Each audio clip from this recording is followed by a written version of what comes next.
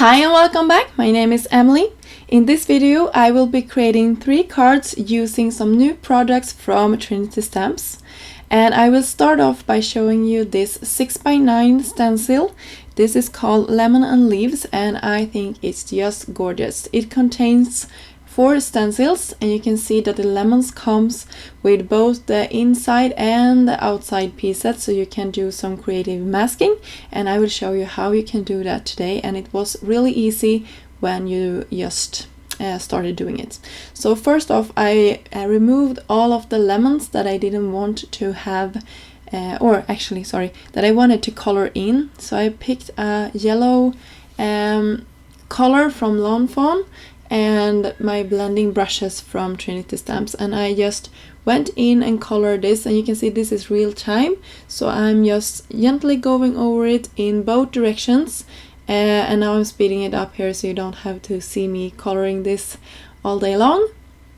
And I will show you a couple of examples of how you can use this, using it just to create lemons, but I will also spice it up a little bit and create a rainbow assortment of colors. And here is how I did to mask off my lemons here.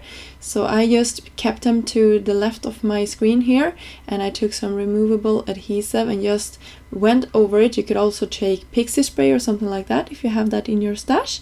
And then I can remove the stencil and they will perfectly be aligned with the pattern that we just created. So that was super easy. And then I can go in with my leaves, and you can see the leaves here. It probably doesn't show up that well, but the leaves has the etching of the lemons on the stencil itself, so you can know exactly where to line it up to make all the leaves and the lemons fit perfectly on your card. For my green ink here, I also using my blending brushes, and I'm using Lawn Fawn inks here. I will speed it up a little bit more so you can see how nice this turned out.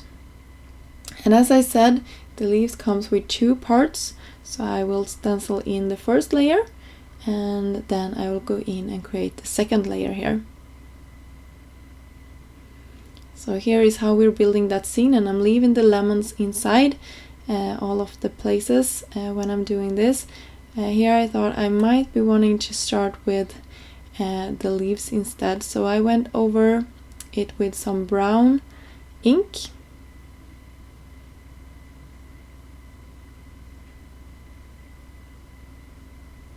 And that pretty much finished this card off. You can see I got some smudge there, but I will remove that later on. So that is how it looks. And then I will go in with my second panel here, and now I'm doing a rainbow assortment of lemons here. I'm still working with colors from Lawn Fawn, and I didn't mind if the colors sort of mixed together over the lines. You can see I didn't mask anything off at this point, so I wanted them to be like a little bit messy. And I went in, for example, I went in with some orange on top of the yellow one, just to create that a little bit of a shading as well. I was careful with some of the colors, so I didn't create like a muddy color of brown. Otherwise I liked the colors to overlap slightly. Especially for my pink and lilac or purple color here, I really like how that turned out.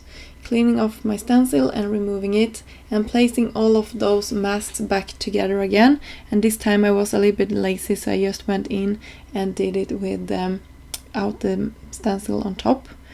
I created some really bright leaves, and I created some shading here at some of the parts as well, just to create a little bit more of an interest. Cleaning my stencil, and then I will go in with another stencil on top.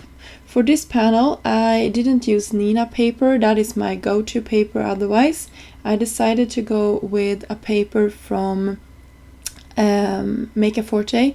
This is their smooth blending paper, and at this point I know I wanted to do some hot foiling on top of it, and I found that this is one of my favorite papers to do the hot foiling on top of. So that really smooth coated paper is perfect for that. So I used that instead of my go-to paper, that is Nina.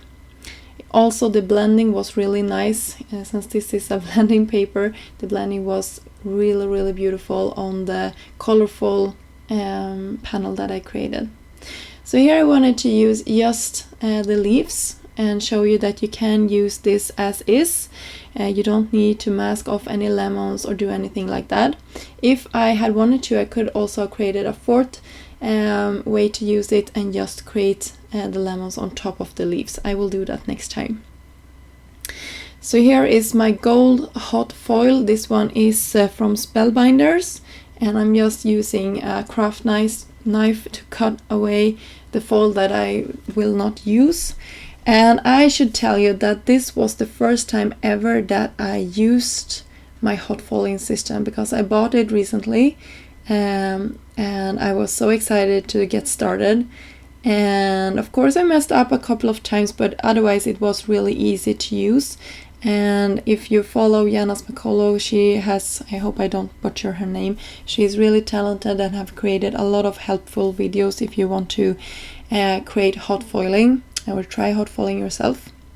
So you can see my hot foiling wasn't perfect, so I used Jana's hinge method, and I will place it all of this back together again and just put a new piece of foil behind this and more of a sheen in my sandwich. So I will not go into how I use this machine, but I will probably later on have a tutorial on it for you.